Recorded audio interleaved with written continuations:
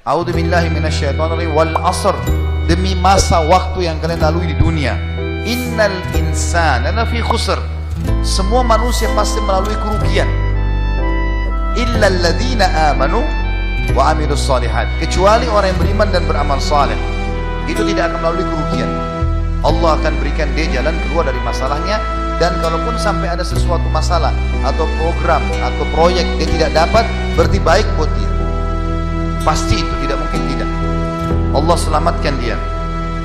Wa tawasaw bil haqqi wa tawasaw bis sabr, maka saling mewasiatkanlah kebaikan ini dan kebenaran ini, dan saling mewasiatkanlah agar sabar selama hidup di dunia, karena kalian akan menuju ke akhirat. Saya kasih contoh teman-teman, ada satu doktor ngajar di Ummul Qura, Dr. Muhammad, semoga Allah jaga beliau. Saya pernah mendengarkan salah satu kaset ceramahnya luar biasa. Dia kasih contoh, dia bilang ada seseorang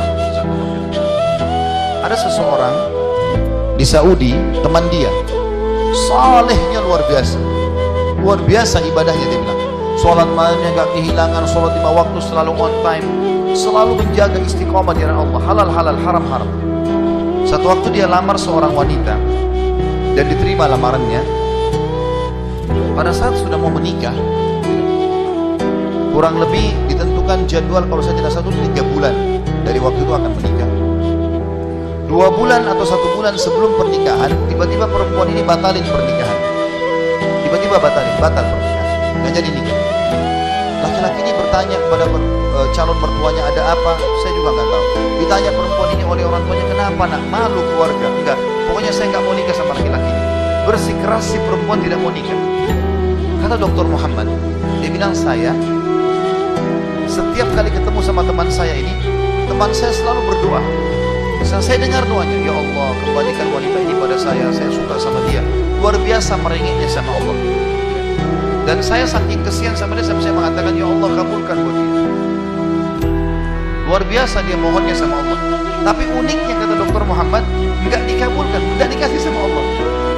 Sampai tiba hari H pernikahan yang ditentukan tanggalnya, perempuan ini akhirnya memang dia tunggu waktu itu, ada laki-laki lain lamar, diterima sama dia. Diterima pada saat itu. Diterima lamaran laki-laki baru. Waktu sudah menikah sama laki-laki itu, si orang soleh ini, temannya Dr. Muhammad, berhenti berdoa. Selesai, istrinya orang nggak boleh kita doa lagi.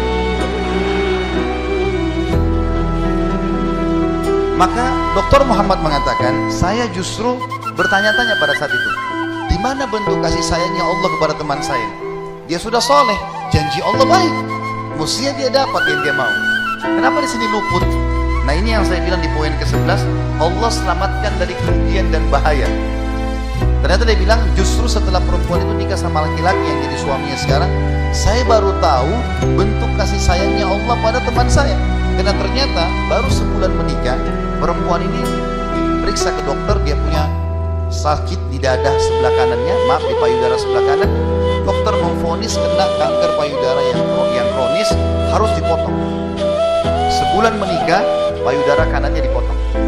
Bulan kedua, kanker itu sudah menyebar ke payudara kiri dan dipotong dua-duanya dalam 2 bulan pernikahan. Bulan ketiga, ini kejadian nyata. Bulan ketiga, ternyata perempuan ini punya masalah di urat saraf di bagian otak belakangnya, sehingga membuat kedua matanya buta. Dan bulan keempat, wanita ini meninggal dunia. Kata dia, Dr. Muhammad bilang, subhanallah, kalau teman saya jadi suami dia, maka dia tidak akan menikmati pernikahan. Tapi Allah selamatkan dia dengan caranya. Jadi kadang-kadang ada yang luput dari kita sudah mohon sama Allah, Allah belum kasih,